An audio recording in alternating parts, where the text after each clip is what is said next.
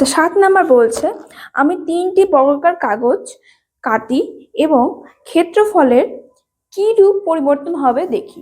3টি বর্গাকার কাগজ বলে দেয়নি যে কত দৈর্ঘ্য আছে, কত হচ্ছে যে প্রস্থ মানে দৈর্ঘ্য আছে, মান আছে, ঠিক আছে। তাহলে ধরি প্রথম বর্গাকার কাগজের বাহুর দৈর্ঘ্য কত, a একক, কারণ আমাকে বলে দেয়নি মান, তাই জন্য আমরা ধরে নিব।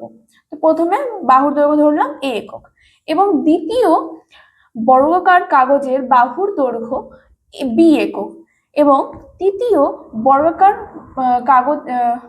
কাগজের বাহুর দৈর্ঘ্য c একক, ঠিক আছে। তারপর কি বলেছে, এ নাম্বারে কি বলছে, না এই নাম্বারে না, বলছে যে 7 নাম্বারে, এবং ক্ষেত্রফলের কি রূপ পরিবর্তন হবে। তাহলে আগে আমাকে এগুলোর ক্ষেত্রফল বের করে নিতে হবে, তাহলে তো আমরা হচ্ছে যে 7 এ আর বি তে হচ্ছে বুঝতে পারবো যে ক্ষেত্রফলে কি পরিবর্তন হবে। অতএব বর্গাকার কাগজের ক্ষেত্রফল যথাক্রমে কি হয়ে যায়, বর্গক্ষেত্রের সময় কি হয়ে যায়, ক্ষেত্রফল স্কোয়ারে চলে যায়, দুবার গুণ হয়ে যায়। তার জন্য এ থাকতে গেলে এখানে হয়ে গেল আমাদের এ বর্গ একক, আর এককটাও বর্গ হয়ে যায়। বি থাকতে গেলে বি স্কোয়ার বর্গ একক, সি থাকতে গেলে সি স্কোয়ার বর্গ একক, ঠিক আছে। আচ্ছা এবার 7 এ নাম্বারে যাই, বলছে যে দৈর্ঘ্য দ্বিগুণ করা হয় তাহলে কি হবে। আচ্ছা এখানে লিখো নিচে যে দৈর্ঘ্য দ্বিগুণ করা হলে কি হয়ে যাবে, তারপরের লাইনগুলো এইভাবে হয়ে যাবে যে প্রথম বর্গাকার কাগজের বাহুর দৈর্ঘ্য কত হয়ে যাবে, দ্বিগুণ বলেছে মানে 2a হয়ে যাবে, এবং দ্বিতীয় বর্গাকার বাহুর দৈর্ঘ্য কত হয়ে যাবে 2b, তৃতীয় বর্গাকার বাহুর দৈর্ঘ্য হয়ে যাবে 2c একক, ঠিক আছে। তাহলে তখন কি হয়ে যাবে ক্ষেত্রফল, বর্গাকার কাগজের ক্ষেত্রফল।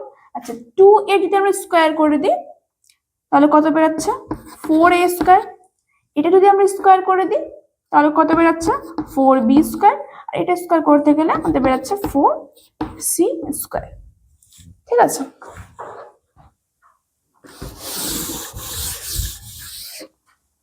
এটা ছিল হয়ে গেছিল এ নাম্বার। এখানে যে লাইনটা লিখেছিলাম এ নাম্বার দিয়ে ওই লাইনটা লিখে তারপর হচ্ছে যে এই পুরোটা আবার লিখবা। আচ্ছা এবার বি নাম্বার দাও,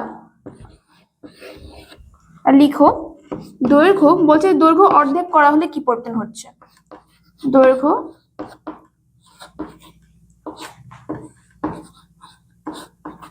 অর্ধেক করা হলে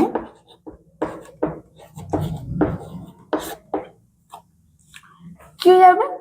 তারপর আবার আমরা এরকম লাইন লিখবো যে প্রথম বর্গাকার কাগজের বাহুর দৈর্ঘ্য কত হয়ে যাবে, এ ছিল তাহলে a/2, এবং দ্বিতীয় বর্গাকার বাহুর দৈর্ঘ্য বি ছিল তাহলে b/2, এবং তৃতীয় বর্গাকার বাহুর দৈর্ঘ্য সি ছিল তাহলে c/2।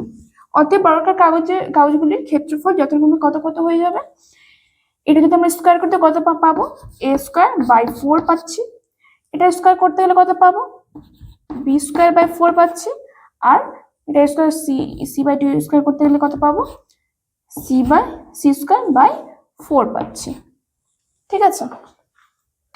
নেক্সট কোশ্চেন 8 নাম্বার কি বলেছে যে আমাদের পাড়ার ক্লাব ঘরের দৈর্ঘ্য প্রস্থ ও উচ্চতা যথাক্রমে 7.2 মিটার, 5.5 মিটার ও 4.2 মিটার, ঠিক আছে। দৈর্ঘ্য প্রস্থ উচ্চতা বলে দিয়েছে, বলছে যে ঘরে 3 মিটার লম্বা ও 1.8 মিটার চওড়া একটি যদি দরজা এবং 2.25 মিটার লম্বা ও 1.8 মিটার চওড়া মাপের দুটি জানলা আছে, ঠিক আছে। যা বলেছে তা আগে লিখে নি। আচ্ছা এ নাম্বারে কি বলেছে যে ক্লাব ঘরে মানে এলসি যদি হয় তো ক্লাব ঘরের মেঝের ক্ষেত্রফল কত, মেঝের ক্ষেত্রফল, ঠিক আছে। ক্লাব ঘরে দেখো ধরে নাও তুমি যখন যে ঘরটাতে আছো ওটাকে ধরে নাও যে ক্লাব ঘরের কথাটা বলছে, ওই ঘরের কি কি পাওয়া যাচ্ছে, আমরা দৈর্ঘ্য যেটা লম্বা দেওয়াল আছে ওটা কিন্তু দৈর্ঘ্য হয়ে গেল, আর যেটা চওড়া দেওয়ালটা আছে মানে কম লম্বা আছে সেই দুটো হয়ে গেল তোমাদের প্রস্থ, ঠিক আছে। আর উচ্চতা বলতে উচ্চতা জানোই মেঝে থেকে নিয়ে পুরো সিলিং পর্যন্ত।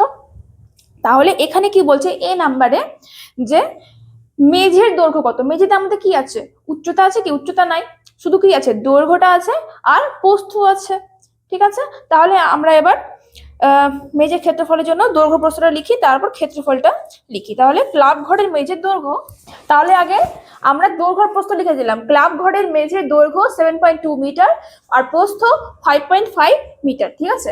আচ্ছা, ক্ষেত্রফল বার করার জন্য কি লাগবে আমার? আগে দৈর্ঘ্য প্রস্থ লাগবে। তো অতএব দিয়ে লিখলাম, অতএব ক্লাব ঘরের মেঝের ক্ষেত্রফল সমান কত, যেটা দৈর্ঘ্য গুণ প্রস্থ, দৈর্ঘ্য কত ছিল 7.2 আর প্রস্থ কত 5.5 লিখে দিলাম, গুণ করে কত বেরোলো 39.60, ঠিক আছে। তাহলে এত বর্গমিটার। বর্গমিটার কেন দিলাম? দেখো এটার একক কি আছে, মিটার আছে। আর আমরা কি বলেছি যে যখন এই ক্ষেত্রফল থাকবে তখন আমরা কি বলবো, বর্গমিটার, ঠিক আছে। যা একক থাকবে তার আগে বর্গ লাগাবো। তারপর বলছে, তারপর এ নাম্বারই কোশ্চেনে বলে দিয়েছে যে মেঝে সিমেন্ট করতে প্রতি বর্গমিটারে 62 টাকা হিসাব করে কত খরচ পড়বে। মানে মেঝে যে করেছে না, মেঝের প্রতিটি বর্গমিটারে 62 টাকা করে লেগেছে, খরচ পড়েছে। তাহলে পুরো মেঝেতে কত খরচ পড়বে, ঠিক আছে। তাহলে আগে লিখি যে অতএব মেঝে সিমেন্ট করতে প্রতি বর্গমিটারে 62 টাকা হিসাবে খরচ পড়বে। 62 গুণ এত, মানে 62 কি, মানে প্রত্যেক বর্গমিটারে যত টাকা করে খরচ পড়েছে ওটা হচ্ছে 62, আর 39.60 এটা কি, কতটি বর্গমিটার আছে, ঠিক আছে। তাহলে এর দুটোর গুণফল কত হয়ে যাচ্ছে 2455.20 টাকা, ঠিক আছে। এখানে দুটোই অ্যান্সার, তোমরা এটার পাশেও অ্যান্সার লিখো আর এটার পাশেও অ্যান্সার লিখো, দুটোই অ্যান্সার চেয়েছে। আচ্ছা, এবার বি নাম্বারে যাই। বি নাম্বার বলছে দরজা ও জানলা বাদে ভিতরের 4 দেওয়ালের ক্ষেত্রফল হিসাব করে লিখি। দরজা ও জানলা বাদে, এর আগেও আমরা অঙ্ক করেছি যে পুরো একটা কোনো জিনিসের মধ্যে যদি কোনো একটুখানি ক্ষেত্রফল যদি বাদ দিই তাহলে কিভাবে বাদ দেবো, করেছি। পুরো বড় থেকে একদম ছোট ক্ষেত্রফলগুলো বাদ দিয়ে দিয়েছি। তাহলে আগে আমাদের কি বার করতে হবে, দরজা ও জানলা বার করতে হবে, ঠিক আছে। তাহলে তো আমরা বাদ দিতে পারবো। তো দরজা জানলার ক্ষেত্রফলটা বার করি।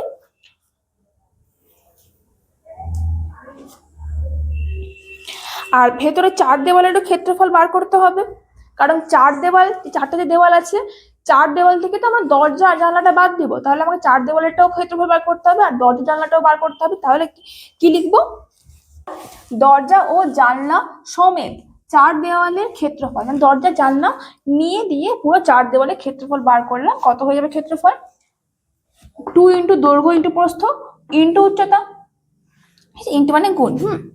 আচ্ছা, তাহলে 2 গুণ দৈর্ঘ্য কত ছিল, দৈর্ঘ্য কত দেওয়া ছিল 7.2, তাই জন্য 7.2 লিখেছি, যোগ, আচ্ছা সরি এটা যোগ হবে,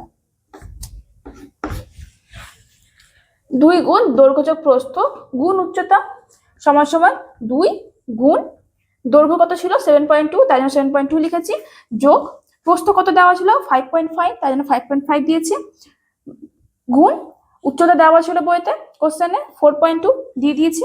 আচ্ছা, তারপর হচ্ছে যে এই দুটোকে যোগ করে কত বেরাচ্ছে 12.7। এবার এই তিনটাকে যখন গুণ করছি, তিনটাকে গুণ করে কত বেরাচ্ছে আমাদের 106.68। আর কি লিখবো আমরা, বর্গমিটার, কারণ এটা ক্ষেত্রফল বার করছি আমরা, ঠিক আছে।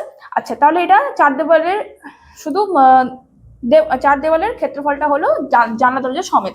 এবার তাহলে আমরা জানলার ক্ষেত্রফল বার করি আর দরজার ক্ষেত্রফল বার করি। কটা বার করতে বলেছে, কটা জানলা আছে, কটা দরজা আছে, একটি দরজা আছে আর 2টি জানলা আছে। তাহলে দরজা ও জানলা, আচ্ছা এর আগে অ্যান্সার কত বেরিয়েছিল এখনই 106.68, ঠিক আছে, এটাকে নিচে লিখে রেখেছি। আচ্ছা, কি বলছে, একটি দরজার ক্ষেত্রফল বার করেছি আমরা, দরজার দৈর্ঘ্য প্রস্থ দিয়ে দিয়েছে, তো দৈর্ঘ্য বসেছি প্রস্থ বসেছি, এই দুটো গুণ করলে ক্ষেত্রফল বেরিয়ে যায়, কত বেরিয়েছে 5.4 বর্গমিটার। এবার একটি জানলার ক্ষেত্রফল, জানলার দৈর্ঘ্য আর প্রস্থ দিয়ে দিয়েছিল, বসিয়ে দিলাম 2.25 গুণ 1.8, তাহলে কত গেলে গুণ করে 4.05 বর্গমিটার, ঠিক আছে। আচ্ছা, কটি জানলা ছিল, দেখো বইতে লেখা আছে 2টি জানলা আছে, তাহলে আমাকে 2টি বার করতে হবে, 2 দিয়ে গুণ করে দিতে হবে, ওই জন্য করলাম। অতএব 2টি জানলার ক্ষেত্রফল, কমা কমা দিয়ে লিখেছি ক্ষেত্রফল, 2 গুণ এটা 4.05 বর্গমিটার, গুণ করে দিলে কত হচ্ছে 8.10 বর্গমিটার। এবার অতএব দরজা ও জানলা বাদে 4 দেওয়ালের মোট ক্ষেত্রফল কত হয়ে যাবে? আচ্ছা, শুধু 4 দেওয়ালের ক্ষেত্রফল কত ছিল দরজা জানলা নিয়ে? 106.68। তাহলে 106.68 আগে আমরা লিখলাম, ঠিক আছে।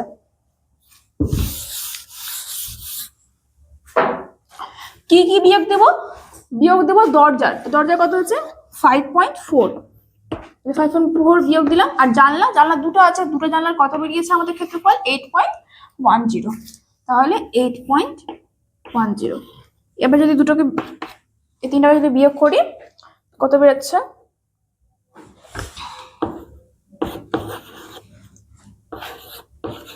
আচ্ছা, 13.18।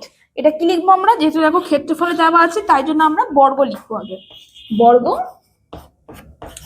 আর একক কি দেওয়া আছে? মিটার, তাহলে আমরা লিখবো বর্গ মিটার, ঠিক আছে। আচ্ছা, এবার সি নাম্বার কি বলছে? ঘরের ভিতরের ছাদের ক্ষেত্রফল হিসাব করে দেখি। ঘরের ভিতরের ছাদ মানে সিলিং এর কথা বলছে, ছাদের কথা বলা যায়। আচ্ছা, তোমরা বলো তো একটু, যে মেঝে, তোমার যে ঘরটাতে আছো ওই ঘরের মেঝে যত বড় আছে অতই বড় সিলিং হবে না? অতই বড় ছাদটা হবে না ওই ঘরে? সেমিত হবে। টেরা বেঁকা তো নাই ঘর, সরাসরি আছে।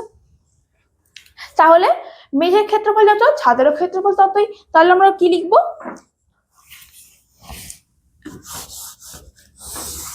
তাহলে ঘরের ভিতরে ছাদের ক্ষেত্রফল সমান সমান মেঝের ক্ষেত্রফল সমান সমান কত? 39.60 বর্গমিটার।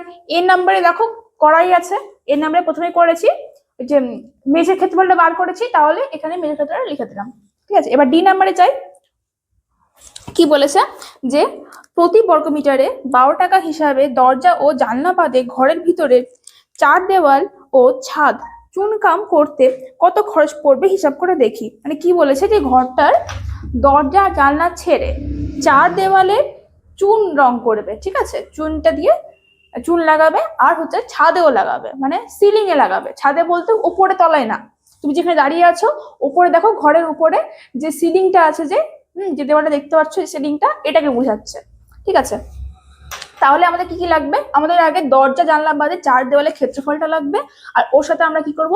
এই ছাদের ক্ষেত্রফলটা যোগ করে দেবো, ঠিক আছে। তাহলে লিখো, সেই দরজা ও জানলা বাদে ঘরের ভিতরে 4 দেওয়াল ও ছাদের ক্ষেত্রফল কত?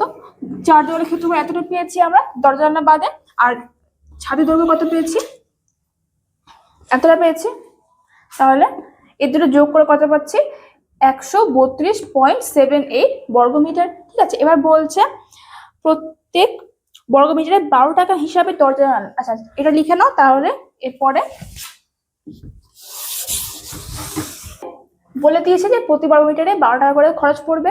তাহলে অতএব প্রতি বর্গমিটার 12 টাকা হিসাবে দরজা ও জানালা বাদে ঘরের ভেতরের দিকে 4 দেওয়াল ও ছাদ চুনকাম করতে খরচ পড়বে কত?